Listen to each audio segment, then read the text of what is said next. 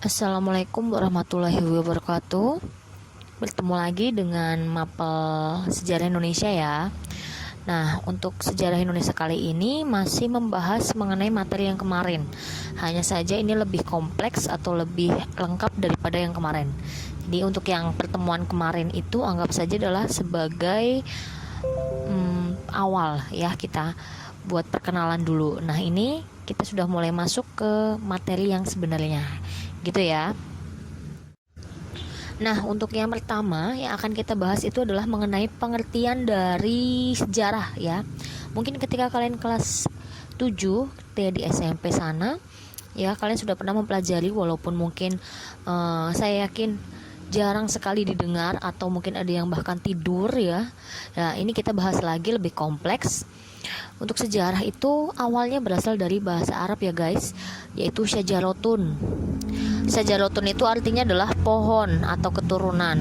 Kenapa sih orang Arab menyebutnya sejarah itu syajarotun atau pohon?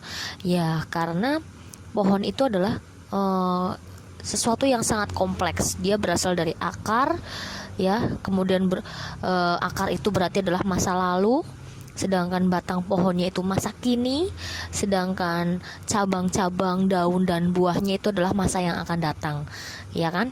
Jadi kenapa harus sejarotun? Karena pohon itu mencakup tiga hal dalam sejarah, yaitu masa lalu, masa yang akan datang atau masa depan. Masa lalu dalam pohon itu berarti akar, masa kini itu berarti batang, sedangkan masa yang akan datang itu adalah cabang, daun dan juga buah. Nah, untuk dalam bahasa Inggris itu ada history. Mungkin kalian sudah sering belajar bahasa Inggris, pernah mengatakan sejarah itu dengan kata history, yang artinya adalah masa lampau. Dan dari bahasa Yunani namanya adalah historia. Historia itu artinya adalah belajar. Sedangkan dari bahasa Jerman itu ada Geschichte. Bahasa Jerman ada Geschichte atau sesuatu yang telah terjadi. Gitu ya.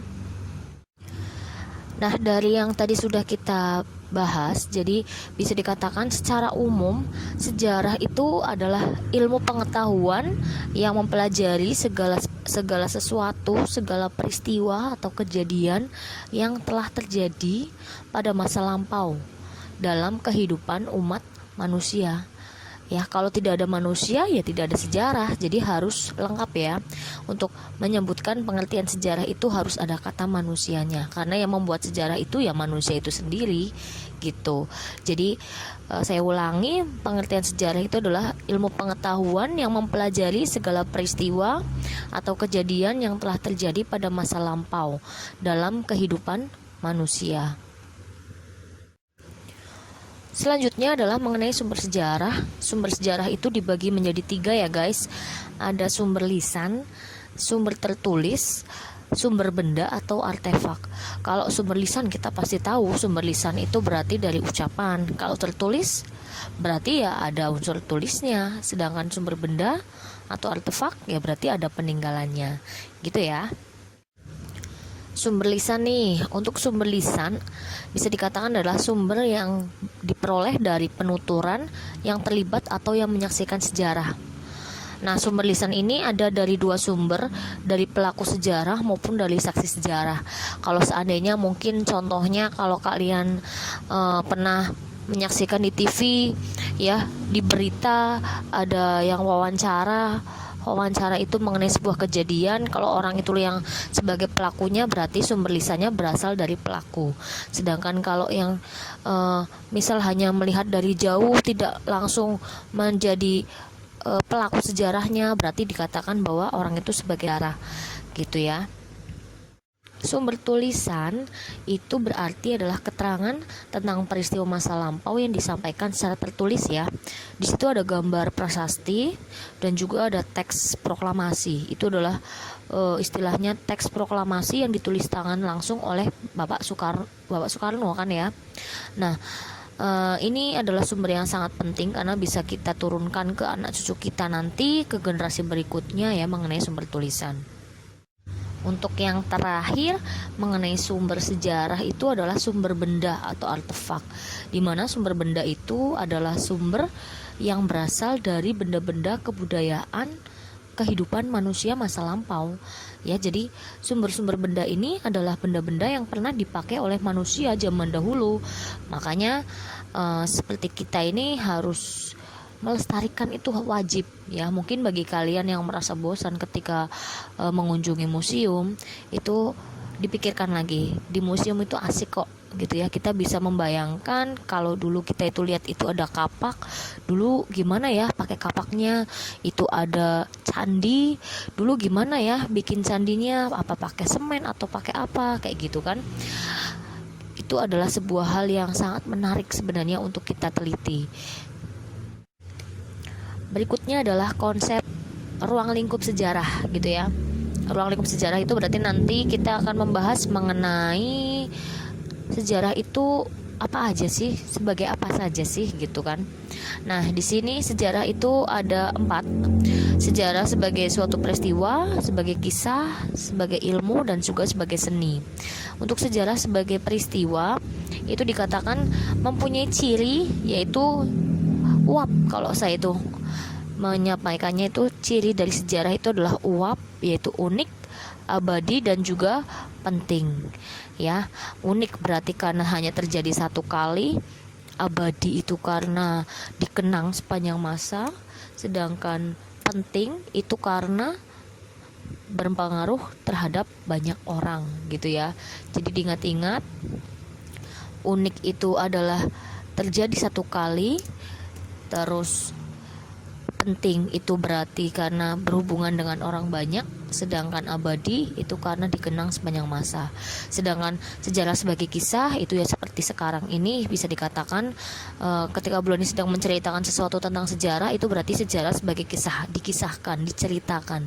Sedangkan sejarah sebagai ilmu itu berarti yang seperti belum disampaikan sekarang, sejarah dikatakan sebagai ilmu pengetahuan ya. Sedangkan sejarah sebagai seni itu adalah kalau seandainya kalian sedang menonton film Jurassic Park atau nonton film dokumenter seperti Proklamasi, seperti Soekarno, film Soekarno, film Jenderal Sudirman, itu adalah sejarah sebagai seni gitu ya. Untuk selanjutnya itu adalah materi konsep berpikir kronologis, diakronis, sinkronis, ruang dan waktu dalam sejarah. Materi kemarin itu adalah materi pembuka saja ya, istilahnya biar kalian juga tahu materi di SMP dengan di SMA atau SMK itu berbeda ya. Dan ini yang di sini itu adalah yang lebih detailnya gitu ya. Konsep berpikir kronologis, di mana kronologi itu berasal dari kata kronos yang artinya waktu, sedangkan logos itu artinya adalah ilmu. Kronologi itu diartikan ilmu yang mempelajari mengenai waktu gitu ya. Nah, kalau kronologi dalam sejarah itu merupakan urutan peristiwa sejarah yang terjadi. Di sini juga disebutkan peristiwa-peristiwa yang telah diklasifikasikan itu lalu disusun secara runut berdasarkan waktu kejadian berlangsung. Jadi maksudnya gini loh, mungkin kalau kalian pernah nonton berita ya, di berita itu pasti penyiarnya, pembawa beritanya itu pasti menyampaikan, jadi kronologi peristiwanya itu berawal dari gitu kan ya. Jadi maksudnya kronologi itu adalah urutan peristiwa dari awal sampai akhir, itu harus urut ya. Kalau tidak urut itu namanya bukan kronologis gitu ya. Jadi kalau kronologis itu artinya adalah urutan peristiwa yang terjadi gitu, harus runtut berdasarkan waktu kejadiannya. Konsep berpikir diakronis itu artinya mempelajari sejarah dalam kurun waktu yang berurutan.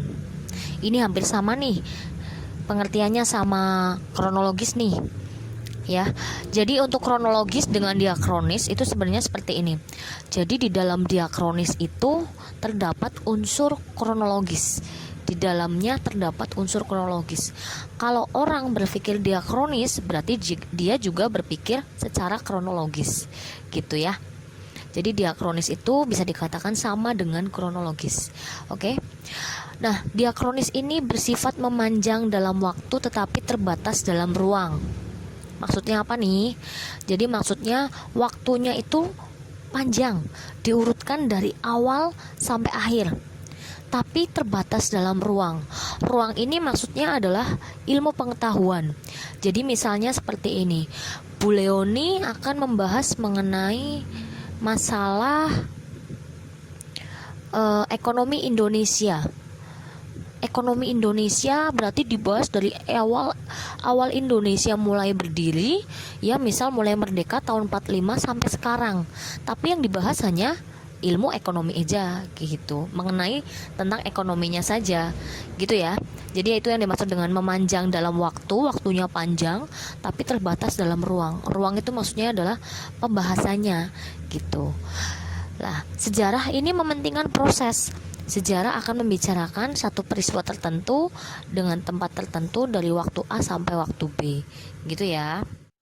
Ini untuk contoh dari konsep diakronis dan kronologis. Selanjutnya adalah konsep sinkronik.